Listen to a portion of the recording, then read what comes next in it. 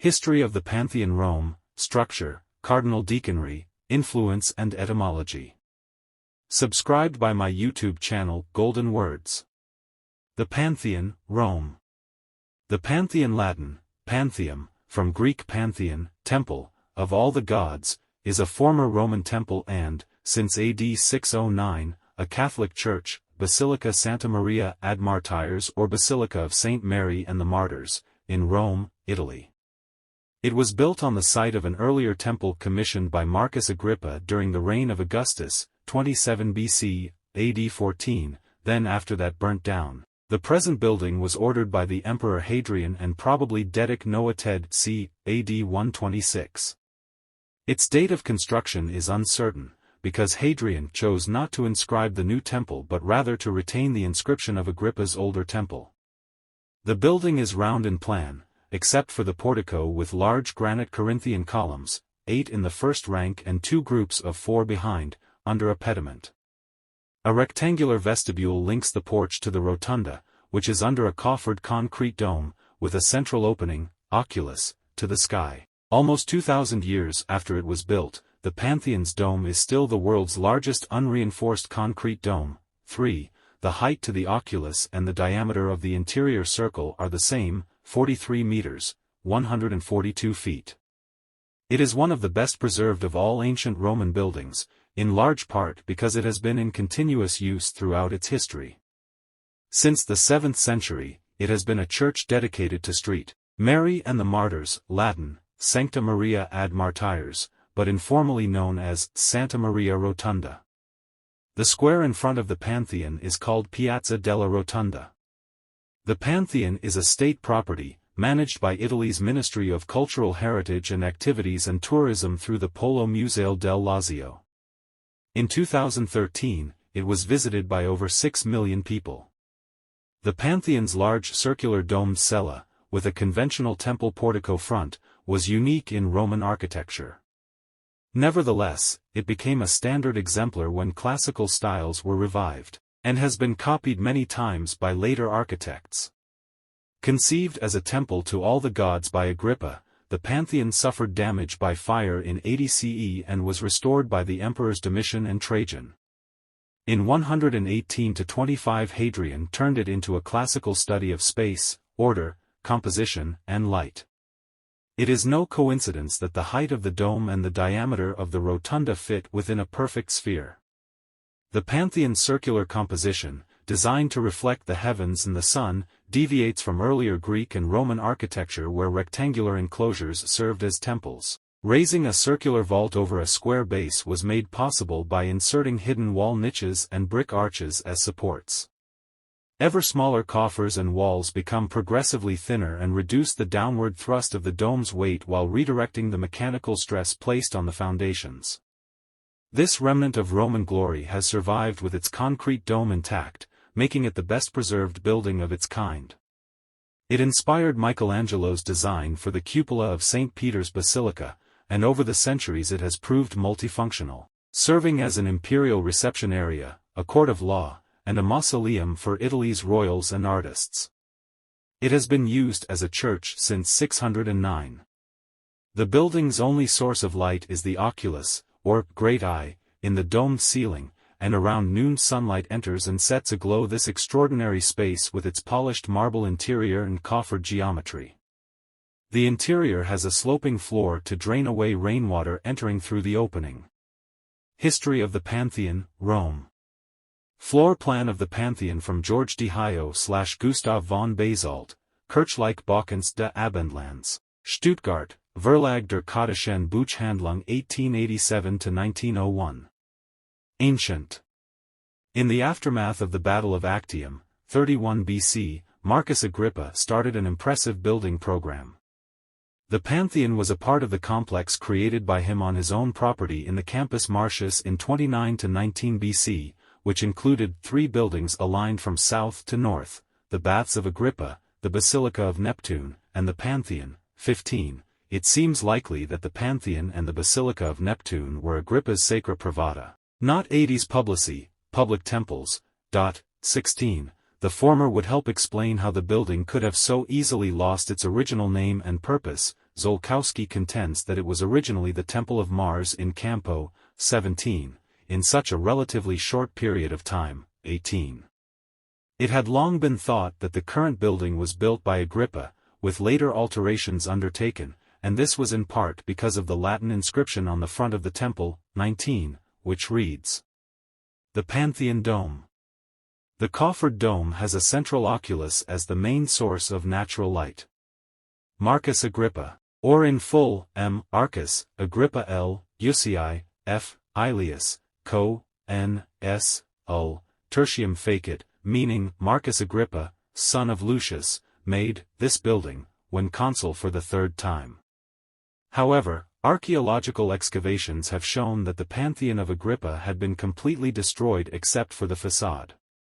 Lees Hetland argues that the present construction began in 114, under Trajan, 4 years after it was destroyed by fire for the second time, Oris. 7.12, she re-examined Herbert Bloch's 1959 paper, which is responsible for the commonly maintained Hadrianic date, and maintains that he should not have excluded all of the Trajanic-era bricks from his brick-stamp study. Her argument is particularly interesting in light of Heilmeyer's argument that, based on stylistic evidence, Apollodorus of Damascus, Trajan's architect, was the obvious architect. The form of Agrippa's Pantheon is debated. As a result of excavations in the late 19th century, archaeologist Rodolfo Lanciani concluded that Agrippa's Pantheon was oriented so that it faced south, in contrast with the current layout that faces north, and that it had a shortened T-shaped plan with the entrance at the base of the T. This description was widely accepted until the late 20th century.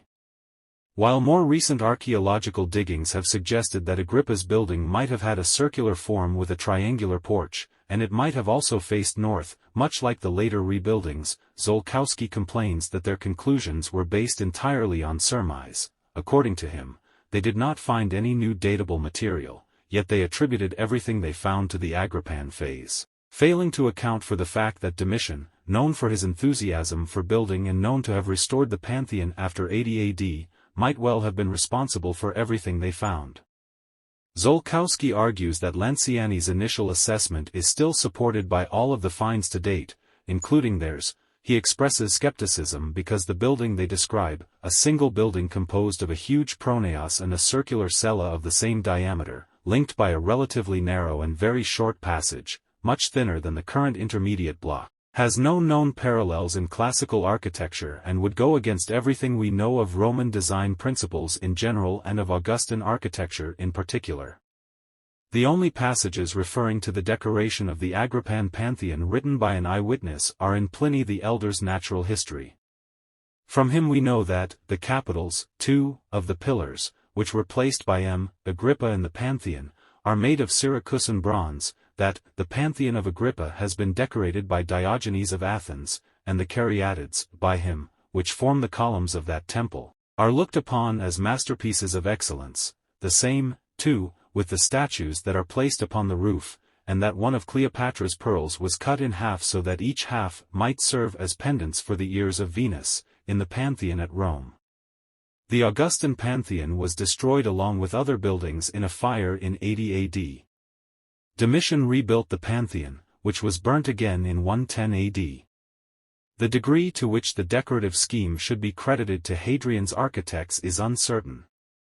Finished by Hadrian but not claimed as one of his works, it used the text of the original inscription on the new facade, a common practice in Hadrian's rebuilding projects all over Rome. The only building on which Hadrian put his own name was the temple to the deified Trajan. How the building was actually used is not known. The Historia Augusta says that Hadrian dedicated the Pantheon, among other buildings, in the name of the original builder, Hadr. 19.10, but the current inscription could not be a copy of the original. It provides no information as to who Agrippa's foundation was dedicated to, and, in Żółkowski's opinion, it was highly unlikely that in 25 BC Agrippa would have presented himself as consul tertium. On coins, the same words, M. Agrippa L.F. Cos tertium, were the ones used to refer to him after his death, consul tertium serving as a sort of posthumous cognomen ex virtute, a remembrance of the fact that, of all the men of his generation apart from Augustus himself, he was the only one to hold the consulship thrice. Whatever the cause of the alteration of the inscription might have been, the new inscription reflects the fact that there was a change in the building's purpose. Cassius Dio, a Greco-Roman senator, consul and author of a comprehensive history of Rome, writing approximately 75 years after the Pantheon's reconstruction, mistakenly attributed the domed building to Agrippa rather than Hadrian. Dio appears to be the only near-contemporaneous writer to mention the Pantheon. Even by 200, there was uncertainty about the origin of the building and its purpose.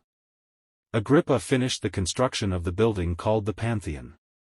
It has this name, perhaps because it received among the images which decorated it the statues of many gods, including Mars and Venus, but my own opinion of the name is that, because of its vaulted roof, it resembles the heavens. Cassius Dio History of Rome 53.27.2. In 202, the building was repaired by the joint emperor Septimius Severus and his son Caracalla, fully Marcus Aurelius Antoninus, for which there is another, smaller inscription on the architrave of the facade, under the aforementioned larger text. This now barely legible inscription reads, Imp cos elt septimivs severvs pivs pertinax arabics adiabenics parthix maxims pontiff max trib potest x imp 11 cos 3 p piv procositi. Imp cos m avrilives antonyms pivs felix average trib potest v cos procos panthevum vetstate corftm cvm omni cvltv restitvervent. In English, this means EMP, error, cause, AR, L, Euseus, Septimius Severus Pius Pertinax, victorious in Arabia, victor of Adiabene, the greatest victor in Parthia, pontiff, X, max, Imus, 10 times tribune, 11 times proclaimed emperor, 3 times consul, P, ater, P, atrii, proconsul, and EMP, error, cause, AR, M, Arcus, Aurelius Antoninus Pius Felix August, Ustus, 5 times tribune, consul, proconsul, have carefully restored the Pantheon ruined by age. Medieval. An 1836 view of the Pantheon by Jacob Alt, showing twin bell towers, in place from early 17th to late 19th centuries. In 609, the Byzantine Emperor Phocas gave the building to Pope Boniface IV, who converted it into a Christian church and consecrated it to St. Mary and the Martyrs on May 13, 609. Another pope, Boniface, asked the same, Emperor Phocas, in Constantinople, to order that in the old temple called the Pantheon, after the pagan filth was removed, a church should be made, to the Holy Virgin Mary and all the martyrs, so that the commemoration of the saints would take place henceforth where not gods but demons were formerly worshipped. 28 cartloads of holy relics of martyrs were said to have been removed from the catacombs and placed in a porphyry basin beneath the high altar. On its consecration, Boniface placed an icon of the Mother of God as Panagia Hodigitria, all-holy directress, within the new sanctuary. The building's consecration as a church saved it from the abandonment, destruction, and the worst of the spoliation that befell the majority of ancient Rome's buildings during the early medieval period. However, Paul the Deacon records the spoliation of the building by the Emperor Constans II, who visited Rome in July 663. Remaining at Rome 12 days, he pulled down everything that in ancient times had been made of metal for the ornament of the city, to such an extent that he even stripped off the roof of the church of the Blessed Mary, which at one time was called the Pantheon, and had been founded in honor of all the gods and was now by the consent of the former rulers the place of all the martyrs, and he took away from there the bronze tiles and sent them with all the other ornaments to Constantinople. Much fine external marble has been removed over the centuries. For example, capitals from some of the pilasters are in the British Museum. 2 columns were swallowed up in the medieval buildings that abutted the Pantheon on the east and were lost. In the early 17th century, Urban VIII Barberini tore away the bronze ceiling of the portico, and replaced the medieval campanile with the famous twin towers, often wrongly attributed to Bernini, called the Ass's Ears, which were not removed until the late 19th century. The only other loss has been the external sculptures, which adorned the pediment above Agrippa's inscription. The marble interior has largely survived, although with extensive restoration. Renaissance. The interior of the Pantheon in the 18th century, painted by Giovanni Paolo Panini. Since the Renaissance, the Pantheon has been the site of several important burials. Among those buried there are the painters Raphael and Annibale Carracci, the composer Arcangelo Corelli, and the architect Baldassare Peruzzi. In the 15th century, the Pantheon was adorned with paintings. The best known is the Annunciation by Milazzo da Forlì. Filippo Brunelleschi, among other architects, looked to the Pantheon as inspiration for their works. Pope Urban VIII, 1623–1644, ordered the bronze ceiling of the Pantheon's portico melted down. Most of the bronze was used to make bombards for the fortification of Castel Sant'Angelo, with the rest used by the Apostolic Camera for other works. It is also said that the bronze was used by Bernini in creating his famous baldachin above the high altar of St. Peter's Basilica, but, according to at least one expert, the Pope's accounts state that about 90% of the bronze was used for the canon, and that the bronze for the baldachin came from Venice. Concerning this, an anonymous contemporary Roman satirist quipped in a Pasquinade, a publicly posted poem, that quod non fecerunt barbari fecerunt barbarini, what the barbarians did not do the Barbarinis, Urban VIII's family name, did. In 1747, the broad frieze below the dome with its false windows was restored, but bore little resemblance to the original. In the early decades of the 20th century, a piece of the original, as far as could be reconstructed from Renaissance drawings and paintings, was recreated in one of the panels. Modern. 2 kings of Italy are buried in the Pantheon, Vittorio Emanuele II and Umberto I, as well as Umberto's queen, Margherita.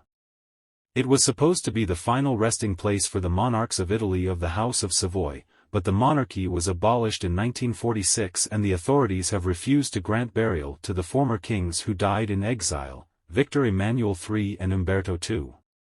The National Institute for the Honor Guard of the Royal Tombs of the Pantheon, which mounts guards of honor at the Royal Tombs of the Pantheon, was originally chartered by the House of Savoy and subsequently operating with authorization of the Italian Republic, mounts as guards of honor in front of the royal tombs. The Pantheon is in use as a Catholic church, and as such, visitors are asked to keep an appropriate level of deference. Masses are celebrated there on Sundays and holy days of obligation. Weddings are also held there from time to time. Cardinal Deaconry. On July 23, 1725, the Pantheon was established as Cardinal Deaconry of St. Maria ad Martyres, i.e. a titular church for a cardinal deacon.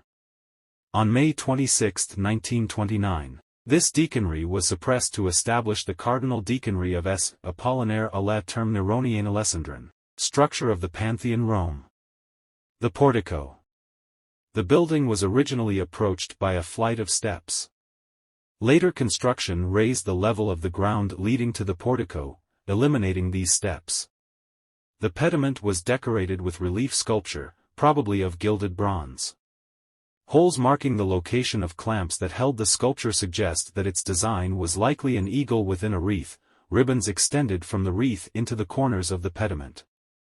On the intermediate block between the portico and the rotunda, the remains of a second pediment suggests that the existing portico is much shorter than originally intended. A portico aligned with the second pediment would fit columns with shafts 50 Roman feet, 14.8 meters, tall and capitals 10 Roman feet tall, 3 meters, whereas the existing portico has shafts 40 Roman feet, 11.9 meters, tall and capitals 8 Roman feet, 2.4 meters, tall.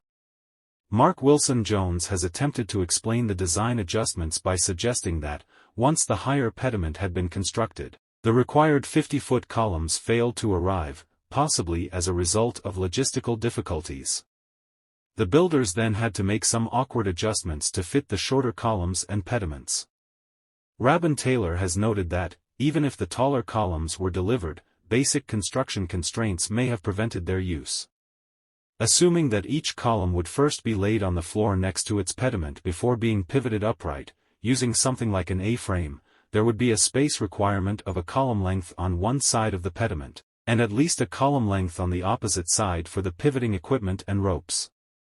With 50-foot columns, there was no way to sequence the erection of the columns without creating a hopeless snarl. The shafts were simply too long to be positioned on the floor in a workable configuration, regardless of sequence. Specifically, the innermost row of columns would be blocked by the main body of the temple, and in the later stages of construction some already erected columns would inevitably obstruct the erection of further columns. It has also been argued that the scale of the portico was related to the urban design of the space in front of the temple. The grey granite columns that were used in the Pantheon's pronaos were quarried in Egypt at Mons Claudianus in the eastern mountains. Each was 11.9 meters, 39 feet, tall, 1.5 meters, 4 feet 11 inches, in diameter, and 60 tons, 59 long tons, 66 short tons, in weight, 47. These were dragged more than 100 kilometers, 62 miles, from the quarry to the river on wooden sledges. They were floated by barge down the Nile when the water level was high during the spring floods, and then transferred to vessels to cross the Mediterranean Sea to the Roman port of Ostia. There, they were transferred back onto barges and pulled up the Tiber River to Rome. After being unloaded near the mausoleum of Augustus, the site of the Pantheon was still about 700 meters away. Thus, it was necessary to either drag them or to move them on rollers to the construction site. In the walls at the back of the Pantheon's portico are two huge niches, perhaps intended for statues of Augustus Caesar and Agrippa. The large bronze doors to the cella, measuring 4.45 meters, 14.6 feet, wide by 7.53 meters, 24.7 feet, high, are the oldest in Rome. These were thought to be a 15th-century replacement for the original, mainly because they were deemed by contemporary architects to be too small for the door frames. Later analysis of the fusion technique confirmed that these are the original Roman doors, a rare example of Roman monumental bronze surviving, despite cleaning and the application of Christian motifs over the centuries. Rotunda. Cross-section of the Pantheon showing how a 43.3-meter diameter sphere fits under its dome. The 4,535-ton, 4,463 long ton, 4,999 short ton, weight of the Roman concrete dome is concentrated on a ring of voussoirs 9.1 meters, 30 feet, in diameter that form the oculus, while the downward thrust of the dome is carried by 8 barrel vaults in the 6.4 meter thick, 21 feet, drum wall into 8 piers. The thickness of the dome varies from 6.4 meters, 21 feet, at the base of the dome to 1.2 meters, 3.9 feet, around the oculus. The materials used in the concrete of the dome also vary. At its thickest point, the aggregate is travertine, then terracotta tiles, then at the very top, tufa and pumice, both porous light stones. At the very top, where the dome would be at its weakest and vulnerable to collapse, the oculus lightens the load. Beam in the dome of the Pantheon. No tensile test results are available on the concrete used in the Pantheon. However, Cowan discussed tests on ancient concrete from Roman ruins in Libya, which gave a compressive strength of 20 MPa, 2,900 psi. An empirical relationship gives a tensile strength of 1.47 MPa, 213 psi, for this specimen. Finite element analysis of the structure by Mark and Hutchison found a maximum tensile stress of only 0.128 MPa, 18.5 psi, at the point where the dome joins the raised outer wall. The stresses in the dome were found to be substantially reduced by the use of successively less dense aggregate stones, such as small pots or pieces of pumice, in higher layers of the dome. Mark and Hutchison estimated that, if normal weight concrete had been used throughout, the stresses in the arch would have been some 80% greater. Hidden chambers engineered within the rotunda form a sophisticated structural system. This reduced the weight of the roof, as did the oculus, eliminating the apex. The top of the rotunda wall features a series of brick relieving arches, visible on the outside and built into the mass of the brickwork. The Pantheon is full of such devices. For example, there are relieving arches over the recesses inside, but all these arches were hidden by marble facing on the interior and possibly by stone revetment or stucco on the exterior.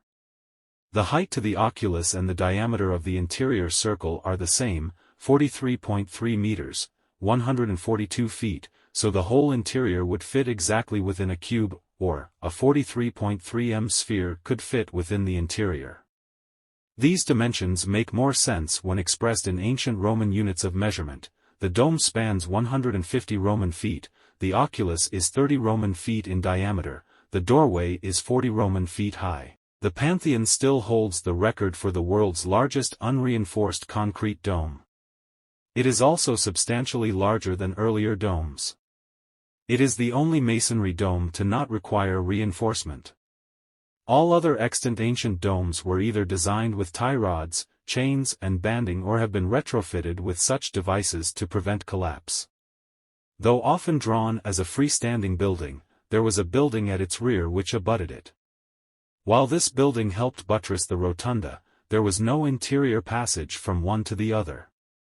Interior. Upon entry, visitors are greeted by an enormous rounded room covered by the dome.